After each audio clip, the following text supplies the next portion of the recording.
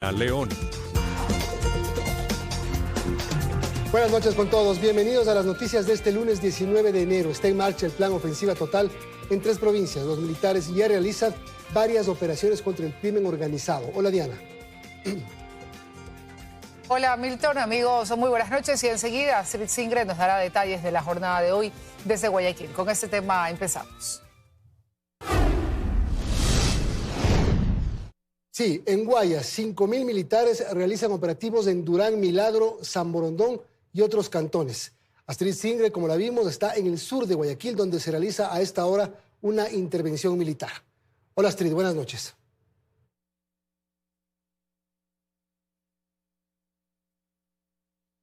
¿Qué tal? Buenas noches en estudio, amigos televidentes. En efecto, nosotros estamos en la calle José de Antepara, en el sur de la ciudad de Guayaquil. Como ustedes ya lo señalaban, aquí se está haciendo pues un operativo de control de armas y antiexplosivos por parte de las Fuerzas Armadas. Señalar que justamente esta calle es una calle principal, arteria, justamente que desemboca hacia la 25 de julio y da hacia varios puntos claves del sur de la ciudad de Guayaquil. Estos uniformados, cerca de 130 que hoy están haciendo estos operativos, forman parte de los 5.000 que llegaron para la provincia del Guayas y que ya han hecho pues otras actividades e intervenciones en Milagro, San Borondón y otros cantones. Nuestra compañera Paula Cuna ha hecho un resumen de estas actividades y les las presentamos en el siguiente reportaje.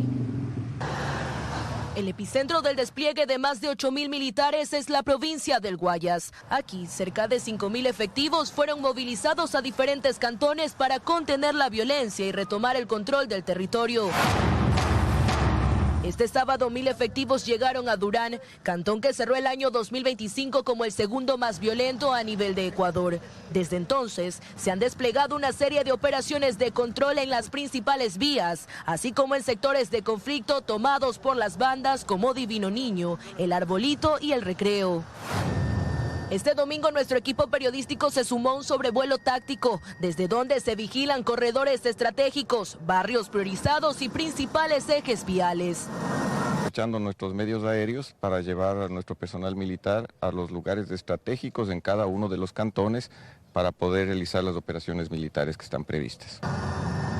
Desde el aire, las Fuerzas Armadas ejecutan labores de inteligencia, reconocimiento y apoyo directo a las operaciones en tierra. Además, se movilizaron 200 hombres al Cantón Milagro. Les apoyarán los CAMEX móviles, permanentes, así como patrullajes. En simultáneo, los operativos se intensifican en carreteras, accesos y peajes. Militares armados realizan controles rigurosos, inspeccionan vehículos y refuerzan la seguridad en puntos clave para frenar el accionar delictivo y el traslado de armas, municiones y droga. Este lunes las operaciones de control se efectuaron temprano en San Borondón. Este domingo 18 de enero, durante operaciones de control y seguridad en los exteriores del Centro de Privación de Libertad Femenino, personal del Ejército Ecuatoriano aprendió a 3 sujetos que intentaban introducir paquetes con objetos prohibidos al interior del penal. El despliegue militar no es temporal y la presencia de los uniformados se mantendrá hasta restablecer el orden y garantizar la seguridad ciudadana. La consigna es clara. El plan ofensiva total tiene como objetivo recuperar el control, golpear al crimen organizado y devolver la tranquilidad a las calles. Paula Cuna, Teleamazonas. Bien, recordar que estos operativos se realizan en distintos puntos de la ciudad de Guayaquil y también de la provincia del Guayas, pues forma parte de una mega estrategia de seguridad que ya ha sido planteada por el gobierno nacional, como ustedes pueden ver en imágenes, para que ustedes observen lo que está ocurriendo a esta hora de la noche. Se está pues deteniendo a dueños de motocicletas, automotores en general. Estos son los operativos que se realizan a esta hora de la noche, compañeros, amigos televidentes. Esta es la información que yo tengo a esta hora. Tengan ustedes buenas noches. Buenas noches, gracias Astrid. Y los operativos en Manabí, a cargo de 2.000 militares, comenzaron desde tempranas horas de este lunes. Los uniformados desmontaron cámaras que estaban a manos de bandas criminales. En varias patrullas fue como miembros de la Fuerza Aérea Ecuatoriana salieron desde el ala de combate número 23 en Manta para realizar operativos CAMEX y patrullajes que tienen como objetivo reforzar la seguridad en la provincia. La Pradera, Tarqui y el sector de las Cumbres es en donde la mañana de este lunes ha existido despliegue militar aquí en la ciudad de Manta. Los uniformados requisan a los vehículos que circulan por la zona y también a los conductores. Simultáneamente, más miembros de las Fuerzas Armadas sobrevolaban en helicóptero la ciudad. 2.000 militares son los que han arribado a Manabí tras la ola de violencia registrada durante los primeros días del año. Uno de los hechos más recientes ocurrió en Manta este fin de semana, cuando sujetos armados a bordo de un vehículo asesinaron a Orlando Briones, de 43 años de edad, quien fue identificado como el hermano de Leo Briones, el ex cabecilla de los Lobos, asesinado el año pasado en la vía San Mateo. En lo que va del año, Manabí registra cerca de 70 muertes violentas. Más de la mitad se han suscitado en Manta, que hasta el cierre de este reportaje contabiliza cerca de 40 asesinatos, la mayoría vinculados al narcotráfico. Los choneros y los lobos son las bandas criminales que se disputan el control territorial de la provincia. La presencia nuestra es erradicarlos, intercambiando información también con Policía Nacional, detectar a estos blancos de oportunidad, hacer los allanamientos oportunos y de esta manera poder neutralizar el ataque entre estas bandas. Mientras tanto, durante este fin de semana hubo 15 aprehendidos, la mayoría vinculados a secuestros registrados días atrás en la provincia. Usted ve, tiene un largo historial, ellos delictivo por robo, por tenencia de armas, por receptación, por droga. Lo que sí estamos haciendo es un seguimiento por parte de la gobernación y en las mesas de seguridad sentamos a cada uno de las cabezas principales y está también Judicatura y Fiscalía. La mañana de este lunes en varios sectores de Manta también se desmontaron cámaras no autorizadas y que en su mayoría habrían estado siendo monitoreadas por grupos de delincuencia organizada. Bernarda Ceballos, Teleamazonas. Con una operación militar en el interior de la cárcel de Quevedo y varios despliegues terrestres y aéreos en los ríos, se ejecuta el plan operativo ofensiva militar en una de las provincias más afectadas por la criminalidad. Por tierra y por aire. Los más de 1.000 militares desplegados en la provincia de Los Ríos ejecutan operaciones antidelincuenciales como parte del plan Ofensiva Total. La cárcel de Quevedo fue el primer punto operativo.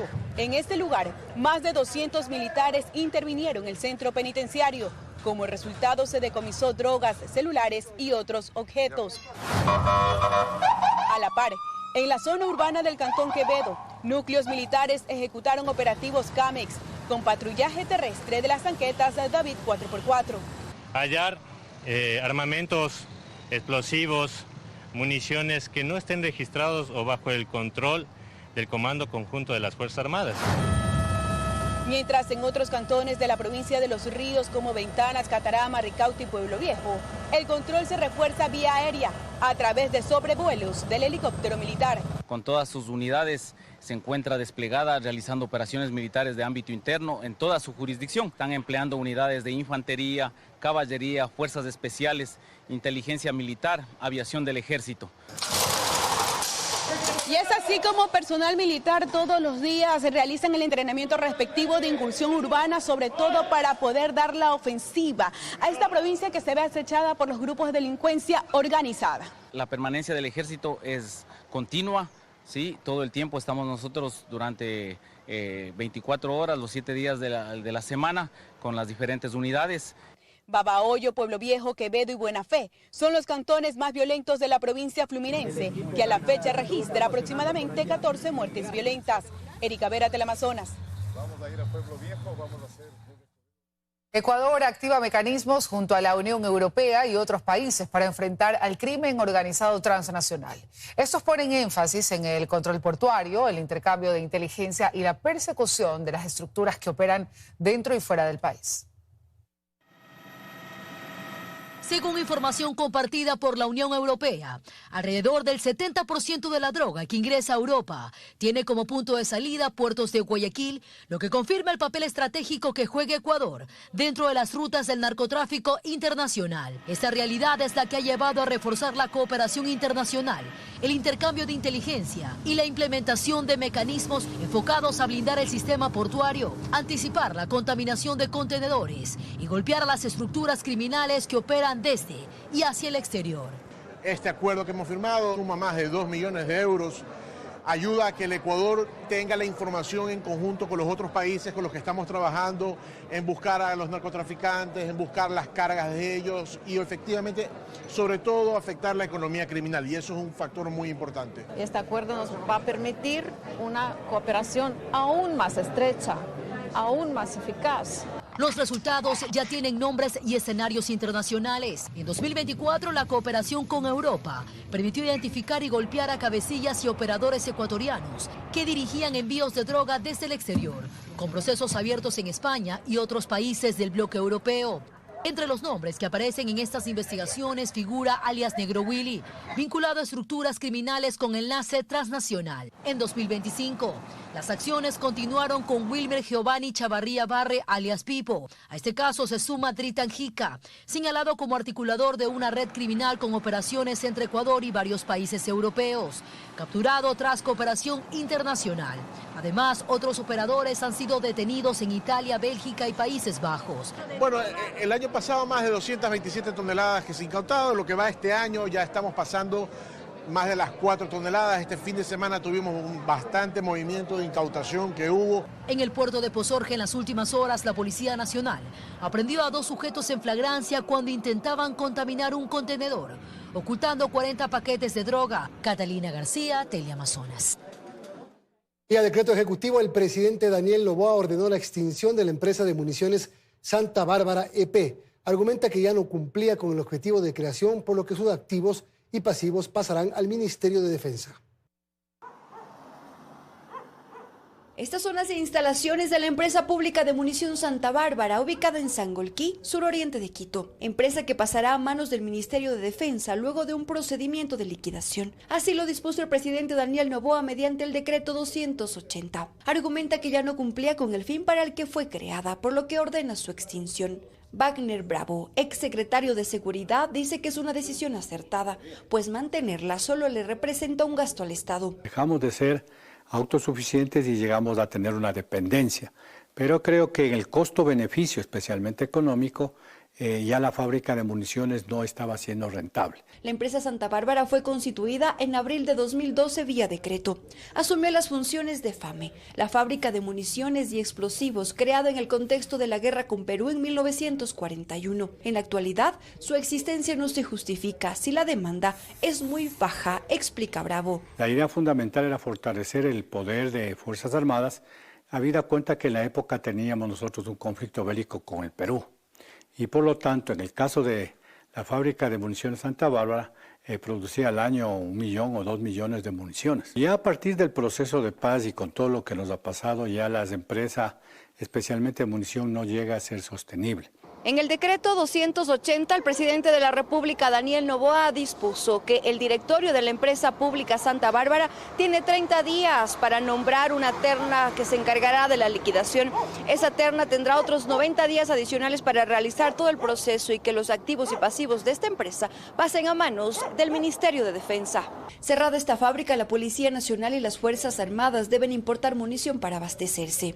Tendrán que buscar una estrategia distinta para lo importante, saber que nuestras Fuerzas Armadas y Policía tienen en la mejor calidad, en los mejores precios, los abastecimientos que requieren. El decreto establece que la empresa Santa Bárbara seguirá funcionando mientras dure el proceso de liquidación, pero no podrá suscribir contrato alguno. En Quito, Karen Aro, Teleamazonas. Y desde el 2022, la maquinaria incautada en el operativo Manatí contra la minería ilegal en Napo reposa en el recinto ferial, lo que ocasiona pérdidas de $1,5 millones por ferias suspendidas. 140 excavadoras decomisadas en el operativo Manatí realizado por la Policía Nacional y las Fuerzas Armadas el 13 de febrero de 2022 contra la minería ilegal. Permanecen en el recinto ferial de Napo, Cenextena, hoy imposibilitado de ser utilizado. La maquinaria incautada se mantiene en este patio hasta que el proceso judicial se resuelva. Y finalmente la Fiscalía encargada de esta investigación tendrá que informar cuál es el destino final de ellos. Nos dijeron que se iba a demorar aproximadamente unos 6 a 8 meses por parte de Fiscalía General, pero sin embargo nos han hecho mucho daño.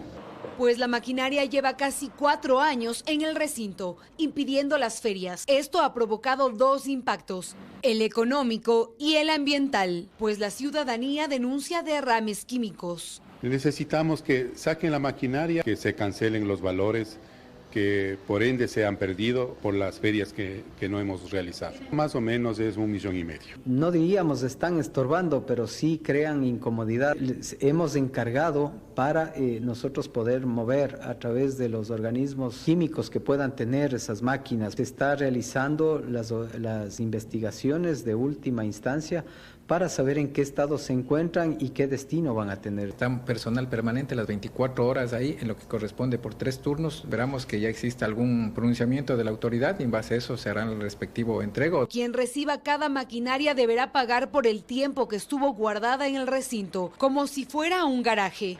El valor es de $15 diarios, 21,000 y algo más, $900 tienen que cancelar. Mientras, el Centro de Exposiciones y Convenciones Cenextena asegura que continuará insistiendo en que el contrato por almacenar esta maquinaria se formalice. María Gracia Chacón, Teleamazonas.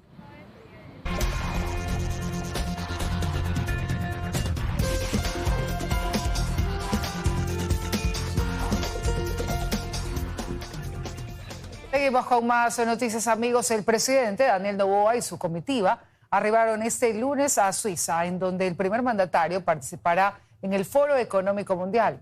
Su agenda también contempla una serie de reuniones con empresarios e incluso con el FMI. La gira finalizará en Bélgica el 24 de enero.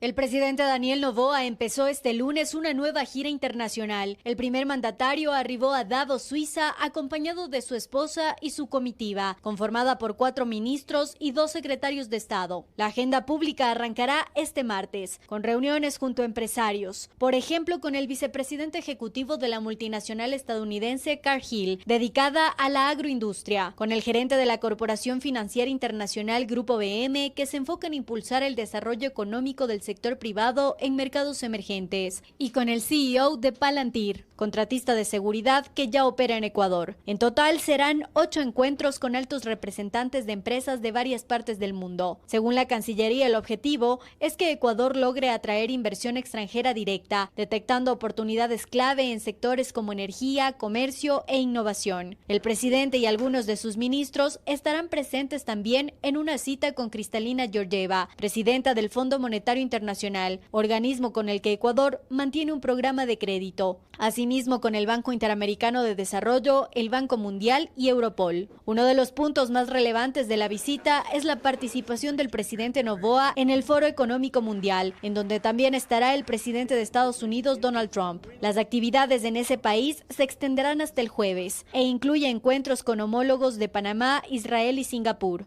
Luego, las autoridades de gobierno se trasladarán a Bélgica, en donde buscan consolidar la cooperación en materia de seguridad y justicia. Así lo detalló la Cancillería en este comunicado. La gira finalizará el sábado. Belén Merizalde, Teleamazonas. El expresidente Yamil Maguad calificó a la Corte Constitucional como un organismo politizado con sesgo de izquierda y anunció que en un plazo de 6 meses llevará su caso a instancias internacionales. Lo hizo durante una rueda de prensa virtual acompañado de 2 exmandatarios de la región. De manera virtual y acompañado de los exmandatarios de Colombia, Iván Duque, y de Bolivia, Jorge Quiroga, el expresidente Yamil Maguad rechazó el fallo de la Corte Constitucional que desestimó la acción de protección que había presentado para que se revise la sentencia por peculado que pesa en su contra, por considerar que existió una mala aplicación de la normativa, y pidió que se revierta la pena de 8 años. Sin embargo, los altos magistrados consideraron en su sentencia que no existió ninguna vulneración de los derechos al debido proceso. Es una decisión de un organismo politizado, cuya mayoría está controlada por elementos de izquierda que siguen consignas. Malo es el destino de un país que haya puesto en esas manos la justicia constitucional. Maguad aseguró que la sentencia, además, es ilegítima. Votan jueces que deberían haberse excusado de participar. Joel Escudero. Él se graduó con una tesis en la cual sostiene que la dolarización decretó la pobreza del pueblo ecuatoriano. Explicó que tampoco le permitieron pronunciarse en una audiencia telemática. De allí que en un plazo máximo de 6 meses acudirá a instancias de la justicia internacional. Yo estoy seguro que no habrá corte internacional que no las observe y no las critique, porque son una vergüenza para la justicia ecuatoriana. Estamos prestos a acompañar al presidente Maguad en todas las acciones que decida interponer ante el sistema interamericano. Puede ser ante la Comisión Interamericana de Derechos Humanos para seguir secuencialmente ante la Corte, que se pueda también solicitar una opinión consultiva. Los exmandatarios recordaron que un presidente no puede ser juzgado por políticas económicas que se tomen durante su mandato, y menos considerar aquello como un delito. Yamil Maguad, en un momento de crisis económica y financiera profunda, dolarizó el Ecuador, y eso hasta ahora perdura, que aquel que osa cuestionar esa medida paga un costo electoral popular hasta el día de hoy, lo cual significa que esa medida que adoptó Yamil en su tiempo es algo apreciado y valorado. Otros 28 expresidentes iberoamericanos también rechazaron el fallo y lo catalogaron como una persecución política que sienta un nefasto precedente en la región. Belén Merizalde, Teleamazonas.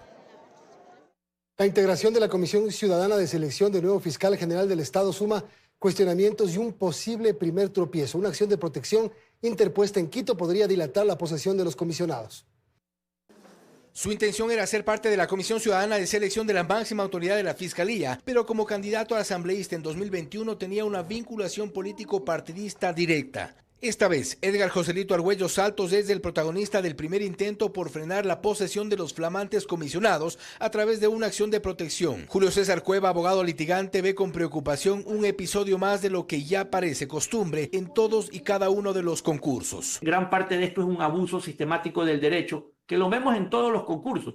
Siempre alguien aparece, que el puntaje, que la medida cautelar, y siempre hay alguien oculto detrás. Pero no es sino una mancha más a un proceso cuestionado desde su origen, cuando el reglamento experimentó varios cambios en función precisamente de intereses políticos. Lo cierto es que esta vez los cuestionamientos se centran en la integración de la Comisión Ciudadana de Selección, cuyos miembros no habrían superado siquiera la fase de admisibilidad. No obstante, su posesión ante el Consejo de Participación Ciudadana sería cuestión de horas y esta misma semana. Tenemos una Comisión Ciudadana de Selección en la cual 13 de 20 incumplen con los requisitos básicos determinados en el reglamento. ¿Qué se avanza? Se permite que se avance en el concurso cuando vemos que ni siquiera superan la fase de admisibilidad. Se ha observado, por ejemplo, la falta de formación o el escaso conocimiento en los temas relacionados directamente con el trabajo de la autoridad que se busca designar en este proceso. Esa falta de formación podría ser otro de los problemas que enfrenten los evaluadores. Les dirán esto está bien hecho y ellos pues tendrán que validar algo que probablemente no comprendan.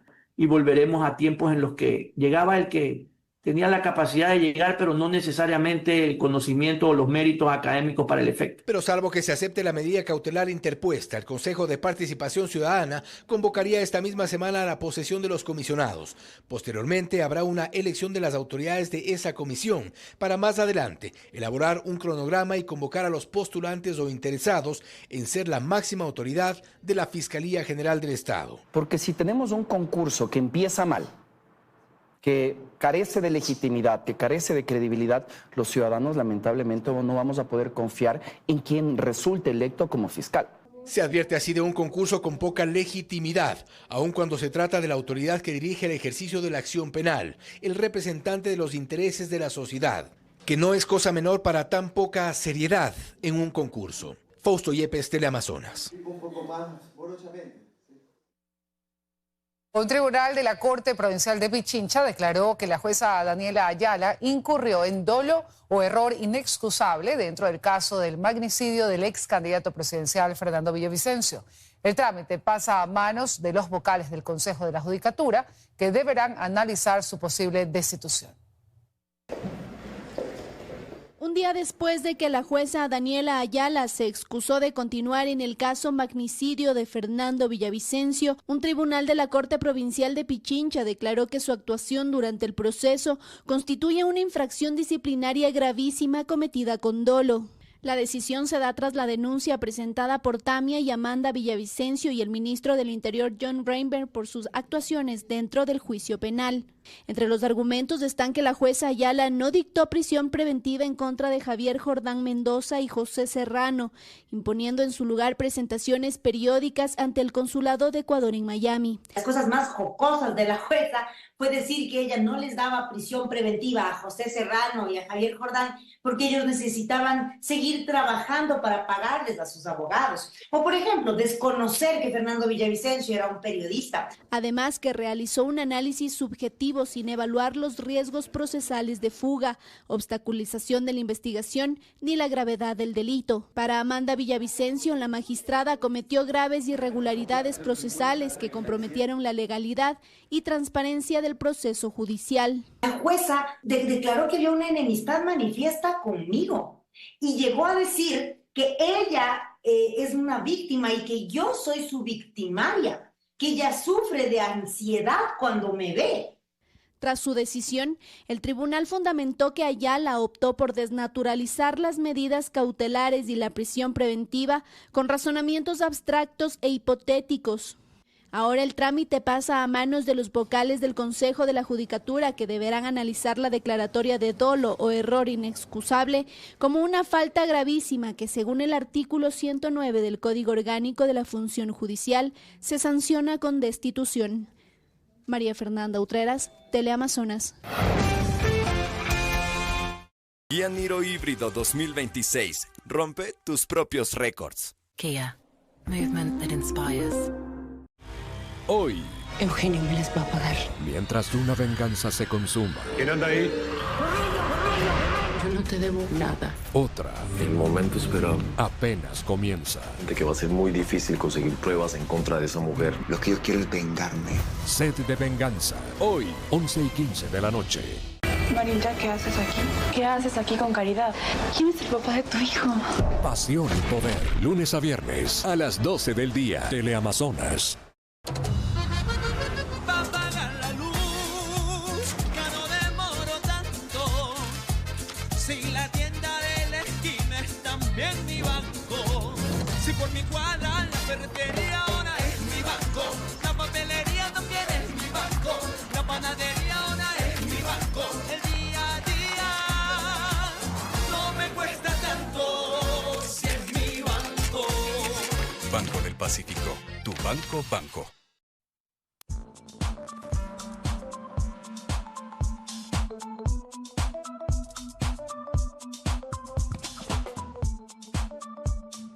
¿Qué tal? Buenas noches, 8:35. Los saludamos desde el estudio de lunes a lunes porque en breve, a las 9 de la noche, estamos en vivo poniendo la agenda de la semana. Hoy vamos a hablar de algo que está pasando muy cerca de nosotros. Estados Unidos emitió una alerta aérea por vuelos militares en el Pacífico, una zona que también incluye a Ecuador.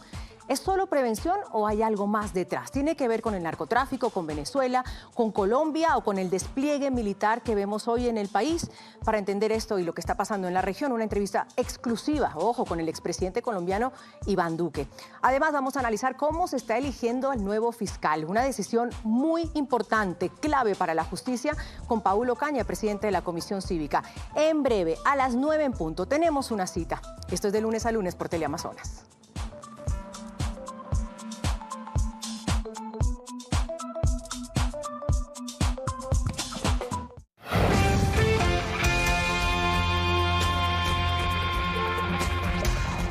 Seguimos entre acusaciones y acciones legales. Recrudece la pugna entre el Comité Olímpico Ecuatoriano y el Viceministerio del Deporte. El viceministro Roberto Ibáñez reconoce que no ha renunciado a la presidencia de Fede Guayas institución que tomó parte de las instalaciones del COE.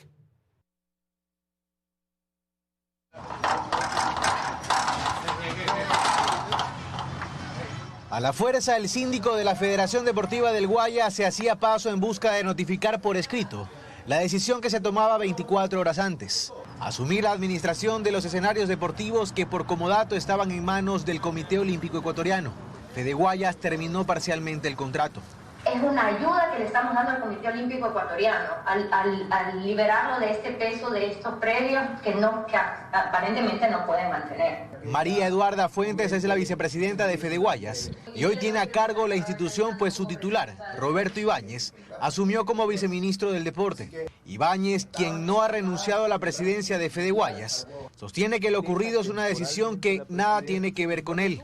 Pues entonces usted sigue siendo cabeza de las dos, solo que allá está con licencia, usted controla las dos. Carlos, el día de mañana, si yo renuncio, igual ella va a ser la vicepresidenta. Pero para el COE es otro episodio de la arremetida contra el organismo. Recuerdan que el ahora viceministro se postuló como candidato a la presidencia del COE y que, por ejemplo, Israel Verdugo, quien estaba en su lista de candidatos a la directiva. Acabamos de hacer la inscripción de manera formal de la candidatura de Roberto Ibáñez. Es hoy secretario general de Fede Guayas. Esto es un capítulo más que se inició el 5 de mayo del 2025, cuando el caballero perdió las elecciones del Comité Olímpico claramente con Jorge Delgado y Jefferson Pérez. Esa elección fue validada por el Comité Olímpico Internacional y reconocida por él mismo. Entonces, Fede Guayas termina parcialmente el comodato porque el COE no tiene recursos para administrar escenarios deportivos.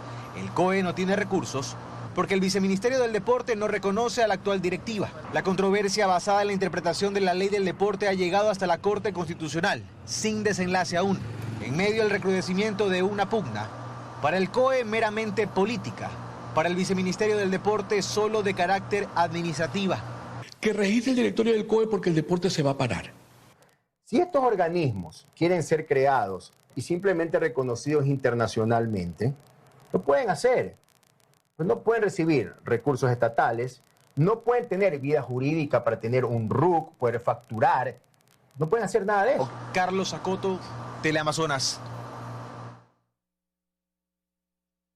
Y más de 79.000 predios fueron afectados por valores mal calculados en el cobro de la contribución especial Promejoras. El municipio habría recibido $873.000 de más, lo cual deberá ser devuelto a los contribuyentes. La inconsistencia la identificó el concejal Fidel Chamba tras recibir varias denuncias ciudadanas. En Quito hay 1.037.000 predios y de ellos el 7,6% presentó inconsistencias, es decir, 79.157 predios. Son 20.797 contribuyentes que efectivamente llegaron a pagar el exceso.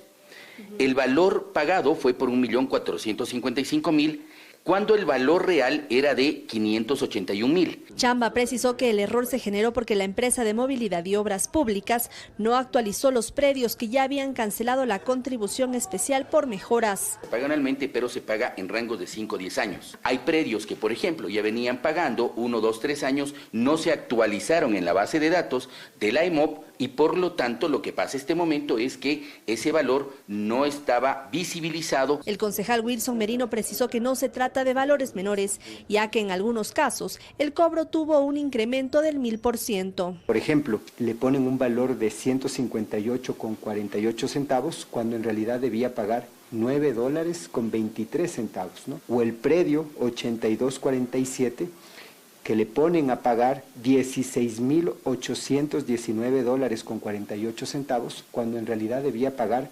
$947,07. Para Merino, el error demuestra la falta de coordinación entre las empresas municipales. Entre el EMOP, la Dirección Tributaria, Catastros, ¿no? Y la falta de un trabajo articulado, la falta de herramientas tecnológicas confiables. Por su parte, el municipio emitió un comunicado en el cual precisan que en los casos identificados ya se realizó el recálculo con el tributo correspondiente para que los contribuyentes puedan solicitar la devolución a través de los canales oficiales. En Quito, Natalie Jiménez, Teleamazonas.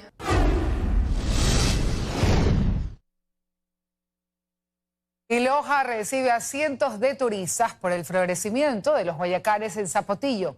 Este fenómeno único en el país ocurre una vez al año y transforma miles de hectáreas de bosque seco en un paisaje incomparable. La belleza natural del bosque seco en el cantón Zapotillo, provincia de Loja, nos sorprende con el florecimiento de 40.000 hectáreas de guayacanes que nos muestran un paisaje único e inigualable que se puede apreciar solamente en el sur del país.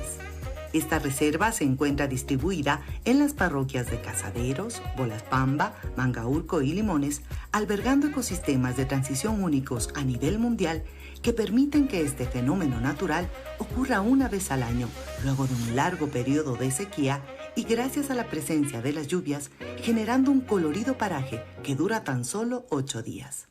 Por primera vez aquí en Mangaurco, vengo desde el cantón Macará, provincia de Loja. La verdad es gratificante y aparte de la manera de hacer el turismo aquí, me creo que también es un beneficioso. Era un lugar que quería visitar y más que ahora se volvió un hito para mi vida y más que todo con este compromiso que acabamos de adquirir mi novillo. El cantón Zapotillo es parte de la Reserva de Biosfera de Bosque Seco declarada por la UNESCO desde el 2014 y por ello, durante esta época del año, se realizan acciones para proteger el ecosistema ante la llegada de miles de turistas. Con las personas que no realicen ningún tipo de acto que afecte a la naturaleza, por ejemplo, lo que son las fogatas, que eso es muy importante de controlar en caso de que el fuego consuma. Como ven, aquí es una parte muy seca, entonces podría causar un incendio muy grave. Varias actividades artísticas y culturales se realizaron este fin de semana y se estima que la belleza del paraje se extienda hasta el 22 de enero.